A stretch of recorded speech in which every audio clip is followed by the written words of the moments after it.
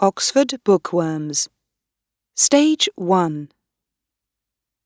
The Withered Arm by Thomas Hardy. Text adaptation by Jennifer Bassett. Read by Claire Willey.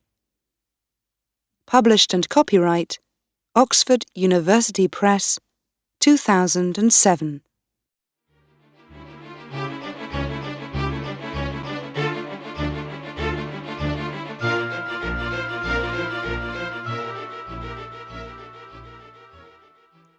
Chapter 1. The Milkmaid and the Wife. It was 6 o'clock on a warm April evening. Milking time for Farmer Lodge's 80 cows. They stood quietly in the dairy, and the milkmaids were all at work. They say Farmer Lodge is coming home with his new wife tomorrow, said one milkmaid. Yes, and she's young and pretty, I hear, a second girl said. She looked past her cow to the other end of the dairy. There was another milkmaid there, a thin, older woman, about 30 years old. The first girl looked at the older woman too. I'm sorry for her, she said quietly to her friend. Oh no, said the second girl. That was years and years ago. Farmer Lodge never speaks to Rhoda Brook these days.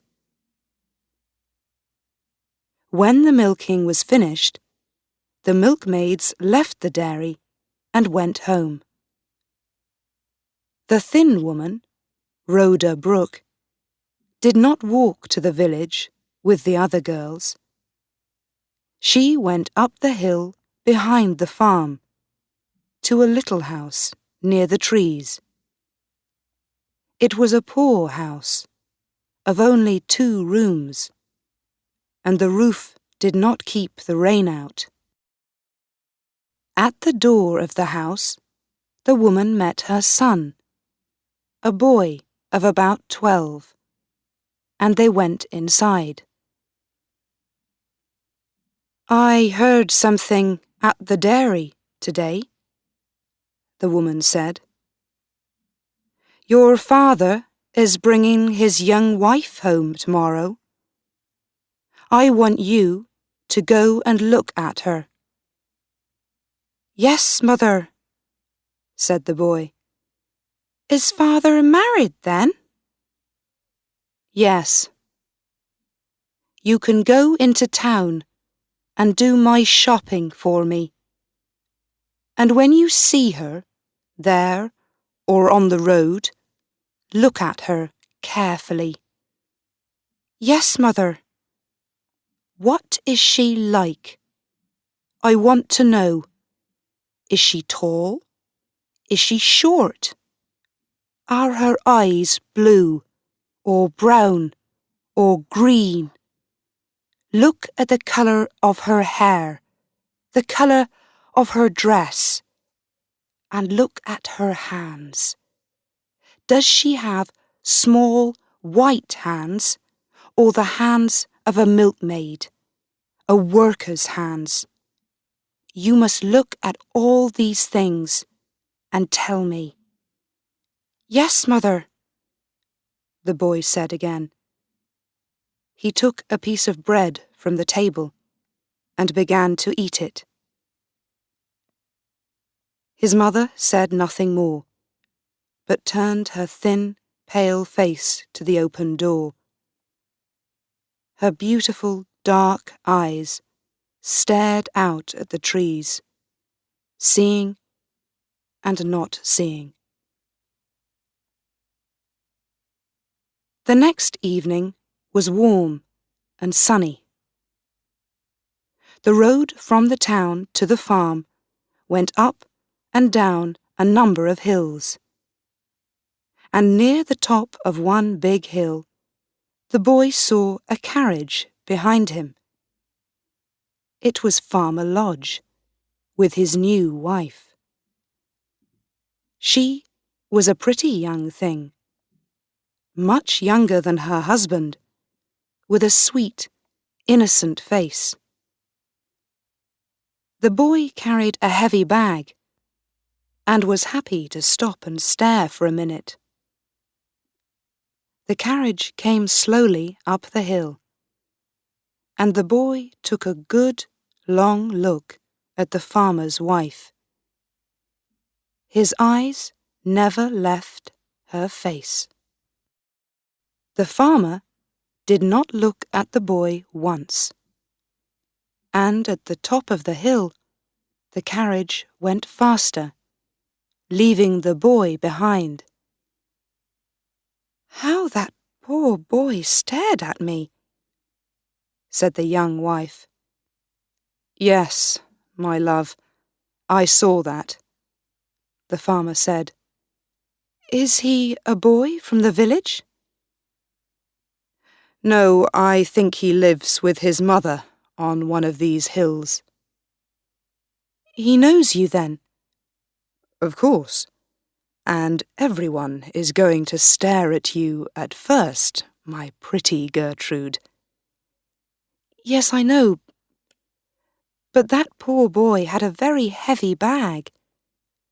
Perhaps he wanted us to help him with the bag."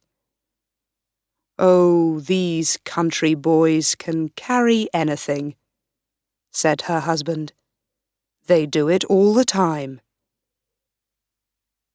The carriage went quickly on. After a time, the boy left the road and went up the hill to his mother's house.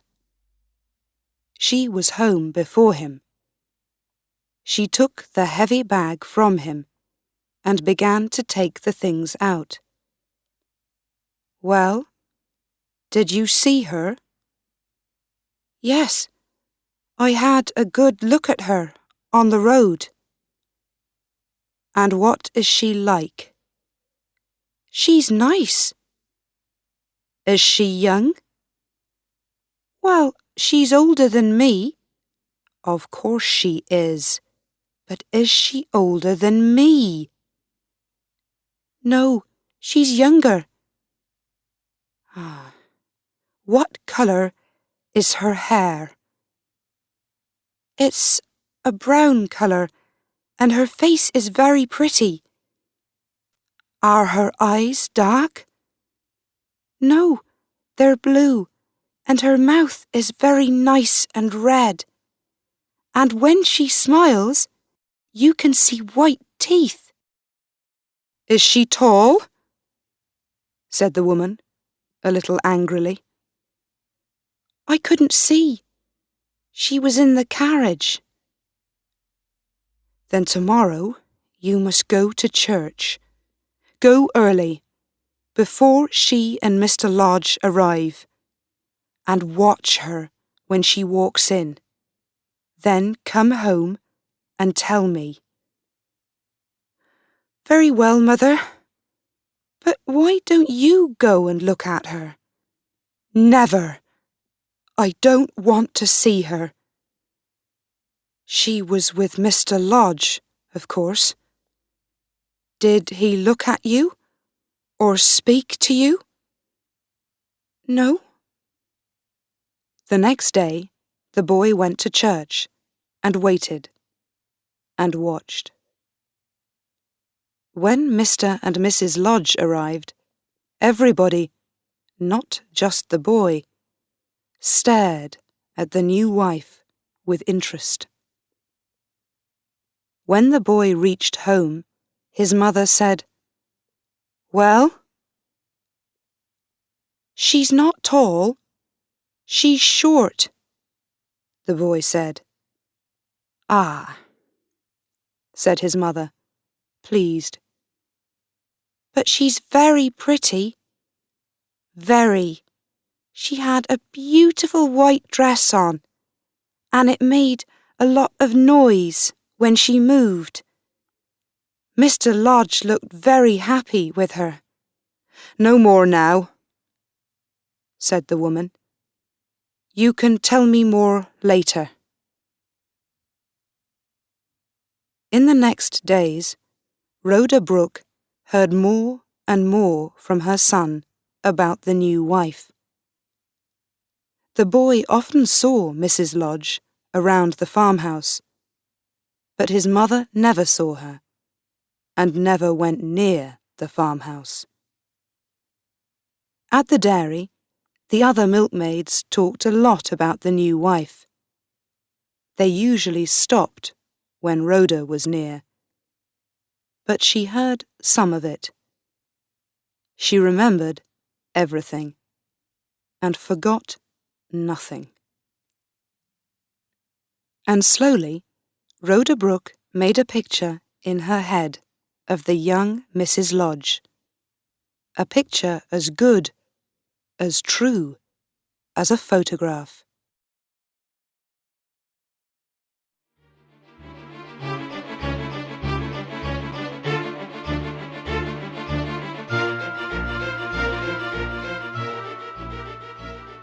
Chapter 2. The Dream. One night, 2 or 3 weeks later, when the boy was in bed, Rhoda Brooke sat by the dying fire in her little house. She stared at the fire for a long time, but she saw only the picture in her head of the new wife. At last, tired from her day's work, she went to bed. But the picture of Gertrude Lodge did not go away. When Rhoda slept, the young wife was still there in Rhoda's dreams. She sat on Rhoda's body in the bed, staring into Rhoda's face. Her blue eyes were cold, and with a cruel laugh, she put her left hand in front of Rhoda's eyes. There, on the third finger, was her wedding ring. And the phantom of Gertrude Lodge laughed again.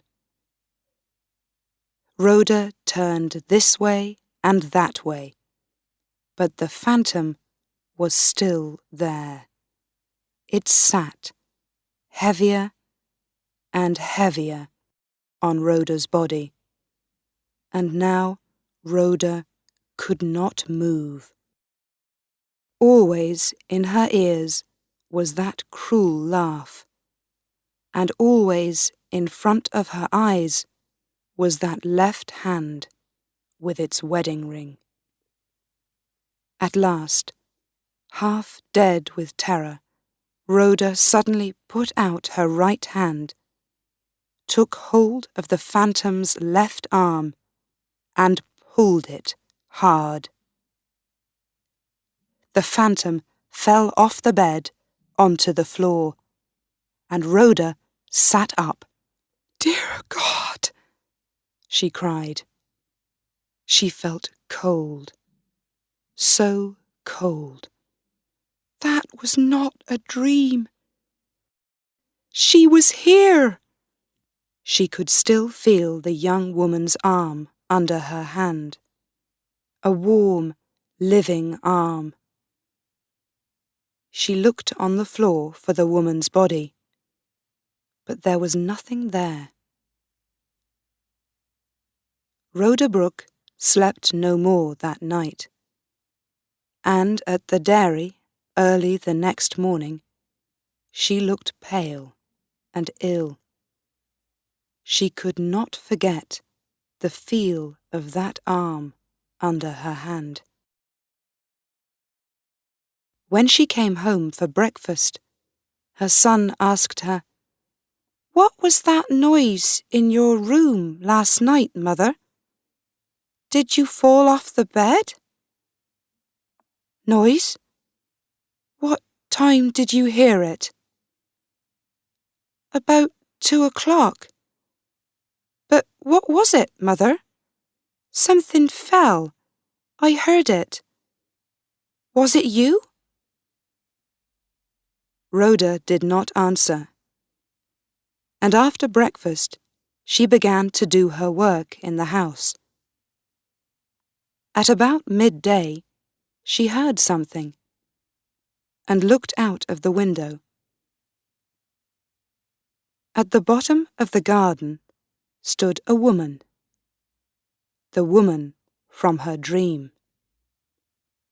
Rhoda stood still and stared. The boy came to look out of the window too. "Oh, there's Mrs. Lodge," he said. "She told me—" "Told you?" said his mother. She looked angry. "Why did you speak to her? I told you not to." "She spoke to me first. I met her in the road." "When was this?" "Yesterday." "What did you tell her?" "Nothing. She began to talk to me, and then she saw my old shoes. She said, 'Do they keep the rain out?' And I said, 'No, they don't. But Mother and I have no money for new shoes.' Then she said, 'I can give you some better shoes.' She's bringing them now, I think. Perhaps they're in her bag. She's very nice, Mother. She gives things to lots of people." By now, Mrs. Lodge was at the door. Rhoda wanted to run away, but there was no back door in her little house. So she waited, and the boy ran to open the door. "This is the right house, then?" said Mrs. Lodge, smiling at the boy. "And this is your mother, is it?" The face and body were the same as those of the phantom in Rhoda's dream. But there was nothing cruel in this face. The blue eyes were warm, and the smile was sweet and kind. The young woman took the shoes out of her bag and gave them to the boy. She smiled and talked in a warm and friendly way. "How kind she is," thought Rhoda. "How young and sweet and innocent. Why did I have that bad dream about her? She's a friend, not an enemy." 2 days later, Mrs. Lodge came again, with a new shirt for the boy. And 12 days after that, she visited Rhoda a third time. The boy was out that day. "I like walking up here on the hill," Mrs. Lodge told Rhoda. "And your house is the only one up here." They talked about the weather and the village. Then Mrs. Lodge got up to leave. "Are you well, Rhoda?" she asked. "You look pale." "Oh, I'm always pale," said Rhoda. "But what about you, Mrs. Lodge? Are you well?" "Yes, I am, but there is something. It's nothing very bad, but I don't understand it." She uncovered her left hand and arm. There were marks on the arm, yellowy-brown marks, like marks made by fingers. Rhoda stared at them. "How did it happen?" she asked. "I don't know," said Mrs. Lodge. "One night, when I was in bed, I had a dream. And then, suddenly, my arm hurt very badly. Perhaps I hit it on something in the daytime, but I don't remember it." She laughed. "My dear husband says it's nothing very much.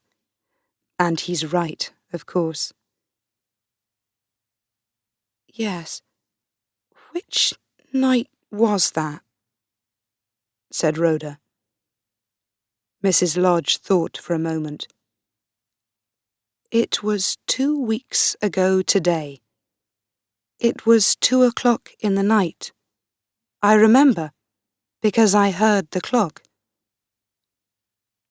It was the same night, the same hour, as Rhoda's dream of the phantom. Rhoda remembered the terror of it, and felt cold. "How can this be?" she thought, when Mrs. Lodge left. "Did I do that? But why? She is innocent and kind. I don't want to hurt her. And how can a thing like that happen? Only witches can do things like that."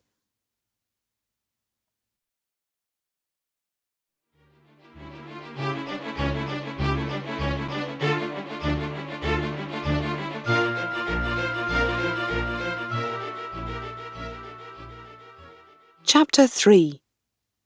The Face in the Glass. The days went past, and Rhoda Brooke was afraid to meet Mrs. Lodge again. She liked her, and did not want to remember the strange dream, or the strange marks on the young wife's arm.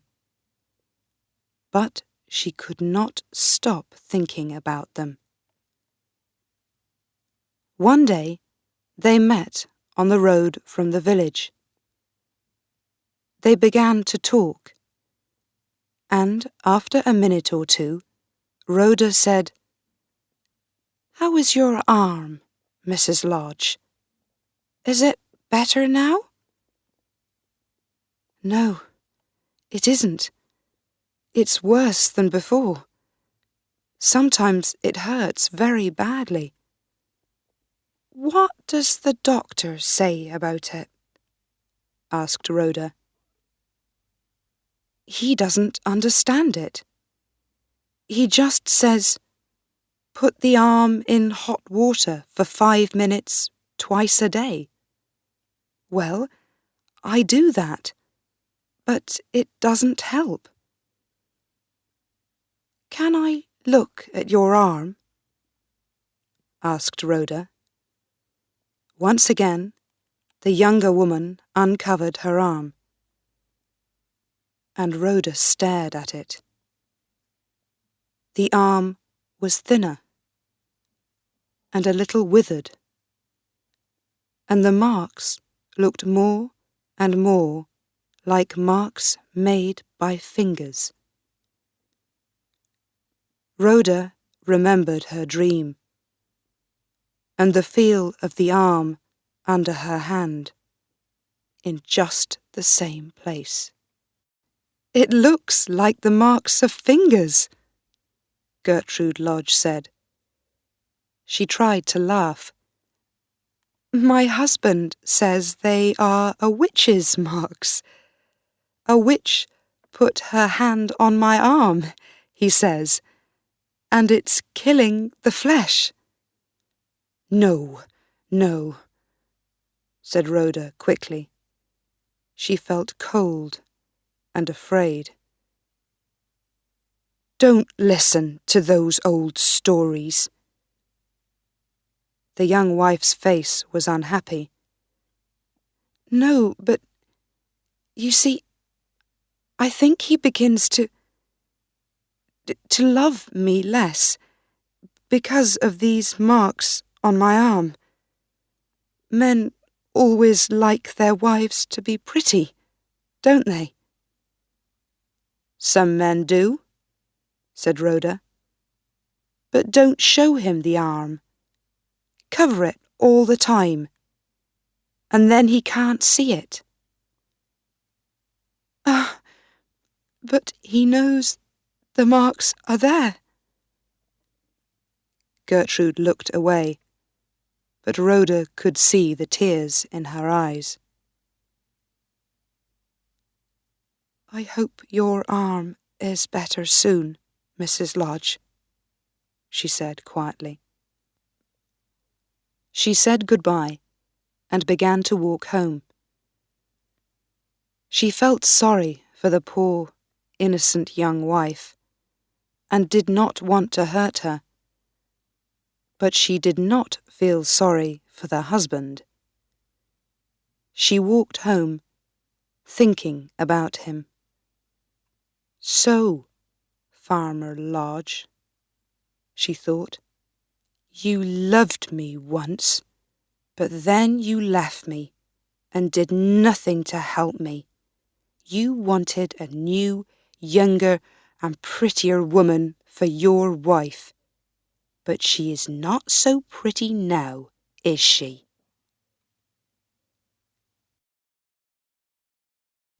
The next day, Rhoda walked home from the dairy after evening milking at the usual time. She was nearly at her house when she saw Gertrude Lodge behind her. Rhoda went down the hill to meet her. "Oh, Rhoda," called Gertrude. "I wanted to see you, to ask you—" Her face was pale and worried, and she held her left arm with her other hand. "Somebody told me," she said, "about a man at Egdon Heath. They don't know his name, but they say he is a famous wise man and can help people with things like this." She looked down at her left arm and then looked at Rhoda with hope in her eyes. "They say you know about him, this wise man. Do you know his name?" "Perhaps they mean Mr. Trendle," Rhoda said slowly. She felt ill. This man, Trendle, people said, could do many strange things. He could understand dreams. He could drive phantoms out of houses. He could stop the work of witches. "I am not a witch," she thought. "I am not. I do not believe in these things." Gertrude watched her. "You know him," she said. "I can see it in your face. Of course, I don't believe in wise men. What can they do? But, well, I can just go and see him. Is it far to his house?" "Yes, about 5 miles," said Rhoda. "Well, I must walk there. I cannot tell my husband about this. Can you come with me, Rhoda, to show me the way? Perhaps tomorrow afternoon?" "Oh, no, Rhoda began. "Please," said Gertrude. And in the end, Rhoda could not say no. Mrs. Lodge was good and kind, and she needed a friend's help. But perhaps a wise man could see into people's dreams. Rhoda did not want to meet this man, Trendle, and she was afraid. The next afternoon, she met Gertrude by the trees near her house, and they began the long walk across the hills to Egdon Heath. It was a cold day, and the sky above the hills was dark and unfriendly. They found Mr. Trendle's house outside the village. He was at home when they arrived. He was an old man with grey hair, and he looked long and hard at Rhoda when he saw her. Mrs. Lodge told him about her arm, and he looked at it carefully. "No, doctors can't do anything for this," he said. "This is the work of an enemy." Rhoda moved away a little. "An enemy? What enemy?" asked Mrs. Lodge. "I don't know," said the wise man, looking at her. "But perhaps you do. I can show the person to you. Do you want me to do that?" "Yes," said Gertrude. "Yes, please show me." Mr. Trendle took Gertrude into another room, but the door was open, and Rhoda could see into the room. The wise man took an egg and did something to it. Then he put a glass of water on the table and carefully broke the egg open. The white of the egg went down into the water, changing to a milky white colour and moving slowly round and round. He put the glass in front of Gertrude. "Look down into the water," he said. "Look for a face." Gertrude stared down into the water. "Do you see a face?" the wise man asked quietly. Gertrude whispered something, but Rhoda could not hear. She turned away from the door. When Mrs. Lodge came out, her face was pale, paler than Rhoda's. Mr. Trendle closed the door behind her, and the two women began to walk home. But things were not the same between them. Did he ask for money?" Rhoda said quietly. "Oh no, nothing. He did not want a penny," said Gertrude. "And what did you see?" asked Rhoda. "Nothing. I don't want to speak about it." Gertrude did not look at Rhoda. Her pretty young face looked 10 years older, and was now more like the face of the phantom in Rhoda's dream. They did not speak for a long time. Then Gertrude said suddenly, "Did you want me to come here and see this wise man? How strange of you." "No, I didn't. But now I am not sorry we came." For the first time since her dream, Rhoda felt a little pleased.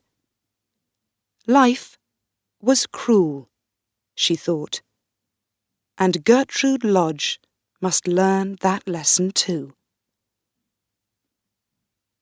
On the long walk home, they did not speak again about their visit to the wise man, but other people did, and whispered stories about it in all the farms and dairies.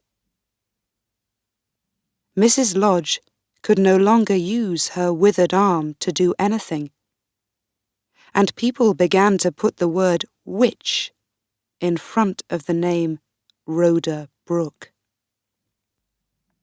Rhoda said nothing to anybody about the phantom of her dream, but her face got thinner and paler. And in the spring, she and her boy left their house and went away into the hills in the west.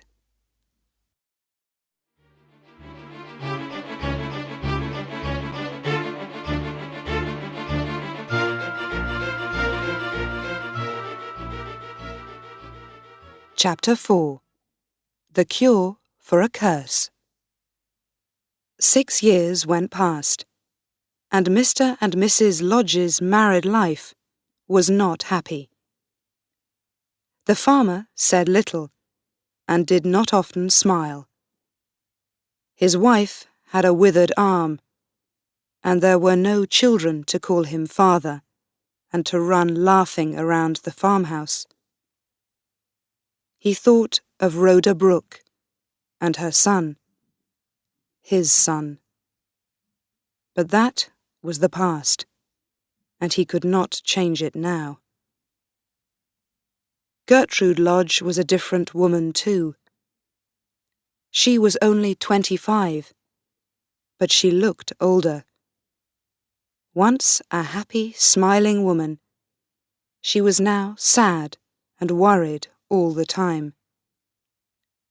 She loved her husband, but he no longer loved her, and she knew it. 6 years of married life, and only a few months of love, she sometimes whispered. Her left arm was no better. She tried one thing after another, but nothing helped it. Some of the things were a little strange, and her husband did not like them. You think too much about your arm, he said. You need somebody to talk to, somebody to be around the house. At one time, there was a boy. I wanted him to come and live with us. But he is too old now, and he went away. I don't know where. Gertrude knew about this boy now, and all of Rhoda Brooke's story. But she and her husband never spoke about it. And she never said anything to him about her visit to the wise man of Egdon Heath, or about the face in the glass. She wanted so much to find a cure for her arm. My husband cannot love me because of this arm, she thought. So I must find a cure for it. I must. The wise man helped me before. Perhaps he can help me again. So one day, she walked to Egdon Heath. She did not know the way, but at last she found the house.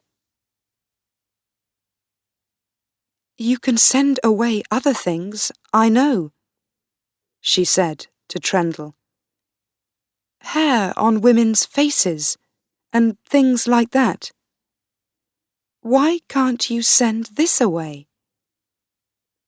She uncovered her poor withered arm. No, I'm sorry, but I can't help you. said Trendle. Your arm is withered because of a curse. It's not easy to find a cure for that. Is there no cure anywhere? Asked Gertrude sadly.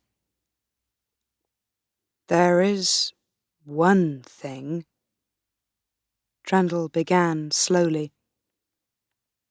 But it's not easy for a woman to do. Oh, tell me, said Gertrude. Please. You must put the withered arm on the neck of a hanged man. You must do it before he's cold, just after they take his body down. Gertrude's face was pale. How can that do good? It can turn the blood, and that changes many things in the body. You must go to the jail when they hang someone, and wait for the body when they bring it in. In the old days, lots of people did it. These days, not so many do it. But it is still the best cure for a curse. Back at home, Gertrude thought about this for a long time. She tried to forget it, but she couldn't. She wanted to be pretty again. She wanted her husband to love her again. Yes, she must try this cure. She must.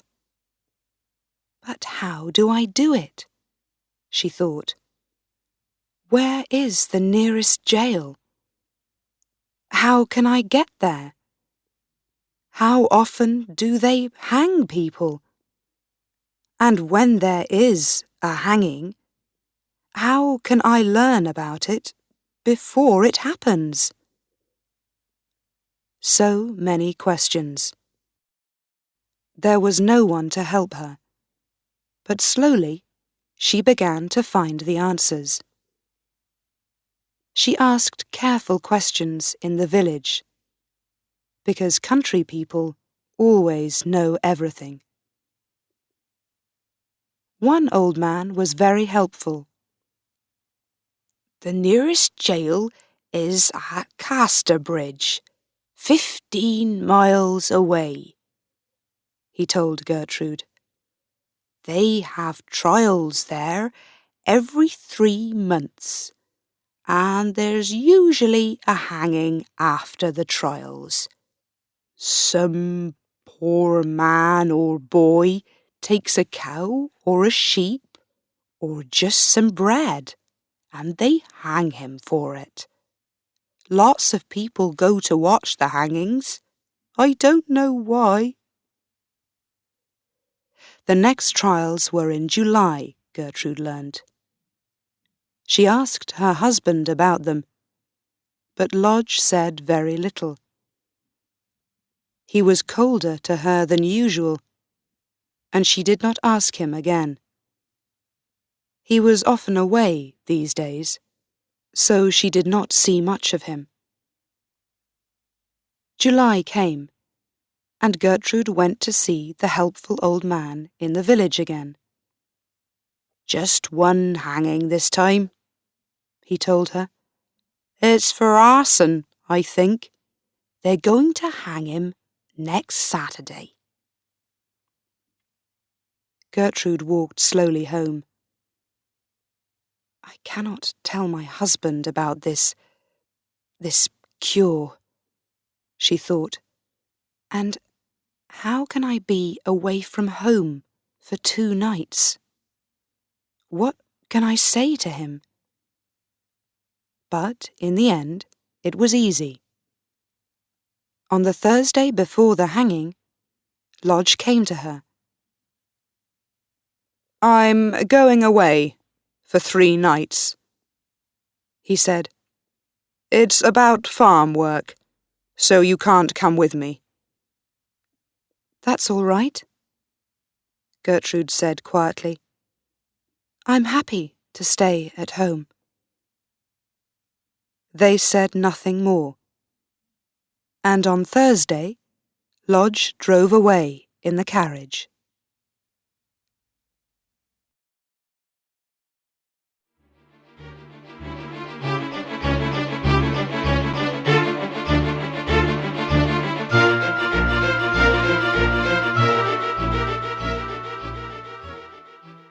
Chapter 5.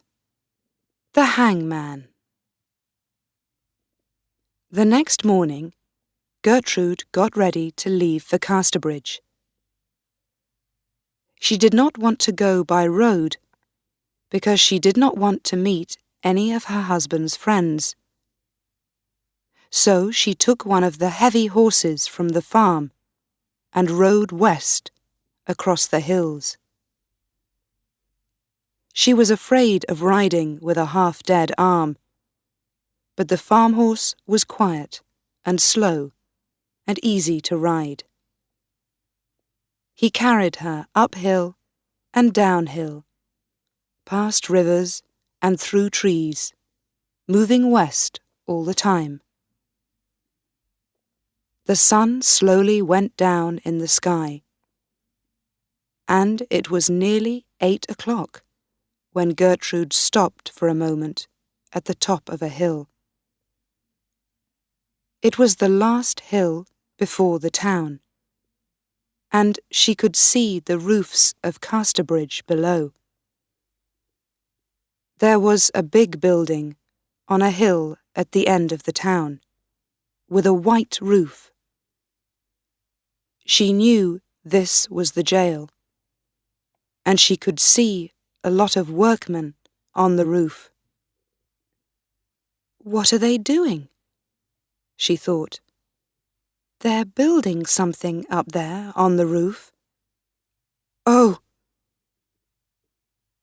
Suddenly she understood, and quickly turned her eyes away. It was a warm summer evening, but she shivered with cold. "Tomorrow they're going to hang a man on that roof," she thought, "and when he is dead—" She shivered again.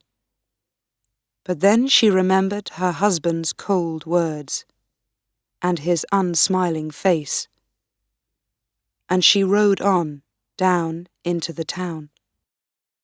She found a room to stay for the night, and then went out into the town. "What do I do now?" she thought. "How can I get into the jail tomorrow? Who must I talk to? The men at the jail or the hangman?" She was afraid to go to the jail, so she went to find the hangman. He had a house down by the river, a boy in the town told her. When she found the house, she stood outside for some minutes, afraid to go to the door. Then the door opened, and a man came out. "Who are you?" he called out. "What do you want?" "I want to speak to you for a minute." He came nearer and looked at her. "Well, well, that's a pretty face," he said. "Come into the house." They went inside. Davis, that was his name, was a hangman on some days, but a gardener on other days. "Is it about gardening work?" he asked Gertrude. "I can't do any tomorrow because I'm working at the jail." Yes, I know. That's why I'm here." "Ah, I thought so. Is the poor man one of your family, then? Perhaps your young brother?" "No." Davis looked at Gertrude's dress. I don't think so. Was he one of your farm workers, perhaps? No. What time is the hanging? The same as usual. 12 o'clock. And it is going to happen, yes? Oh, yes. Nothing can stop the hanging now, said Davis. But I'm sorry for this young man. I truly am. He's only 18. They say it was arson, but I don't know. He was there when the fire began, but there were 20 other men there too, so how do they know? I think they just want to hang someone, anyone. But what can I do for you, my pretty? I need a cure, Gertrude said. A cure for a curse. And a wise man told me about the hanged man and turning the blood. Oh, yes, miss. Now I understand.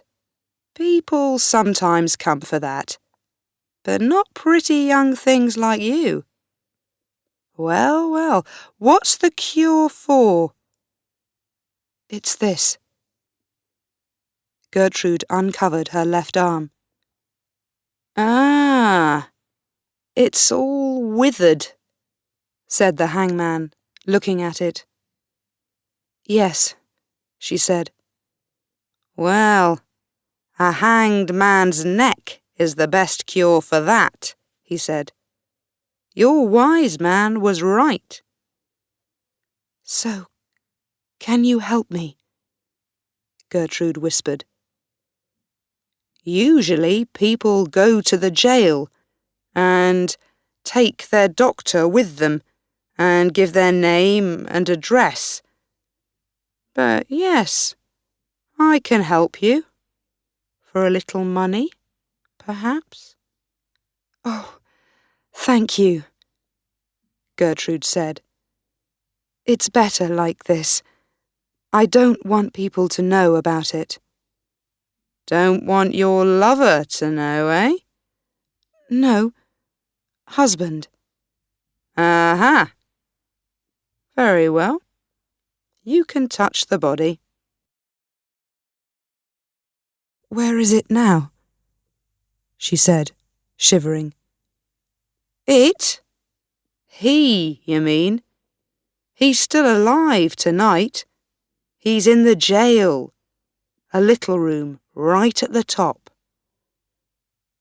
And what must I do tomorrow? Gertrude said.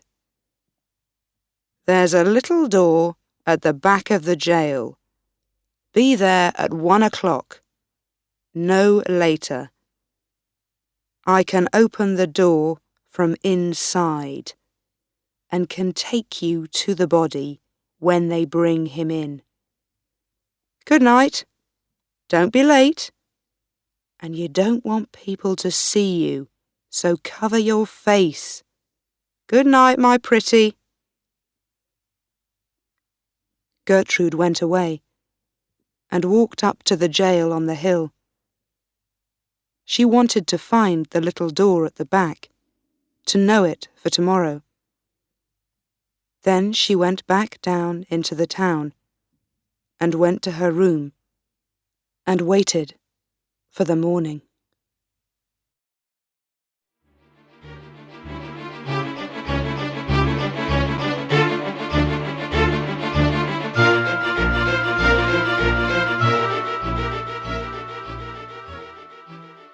Chapter 6. The Blood Turns. At 12:30 on Saturday, Gertrude Lodge walked up the hill to the jail. She went there by the small back streets, because there were so many people in the town. They were there for a holiday, to watch the hanging. At 1 o'clock, she was inside the jail. The hangman took her to a long, dark room with a table. "Wait there," he told her. 2 or 3 minutes, no more." He went away, and Gertrude waited. She had a veil over her face, and her left arm was uncovered, ready. She stood still, with her eyes closed, listening and shivering with terror. Soon she heard noises and could hear heavy feet on the stairs. The heavy feet came nearer, and 4 men came into the room with a long box. It was open, and in it was the body of a young man, with a cover over his face. The men put the box down on the table. "Now," said a voice in Gertrude's ear. "Now!" But the young woman was half dead with terror, and at first she could not move. Then she opened her eyes and came up to the table. She could hear other noises outside the room, and there were more people coming. Davis, the hangman, was by her side. He uncovered the body's face, took Gertrude's hand, and put her arm across the dead man's neck. Gertrude screamed, and at once there was a second scream. A woman's scream, but not Gertrude's. Gertrude turned round. Behind her stood Rhoda Brooke, her face pale and her eyes red with crying. Behind Rhoda stood Gertrude's husband. He looked old and sad, but there were no tears in his eyes. "You! What in God's name are you doing here?" he whispered angrily. "Oh, cruel, cruel woman!" cried Rhoda. "Why do you come between us and our child now? This is the true meaning of my dream. You are like that cruel phantom at last."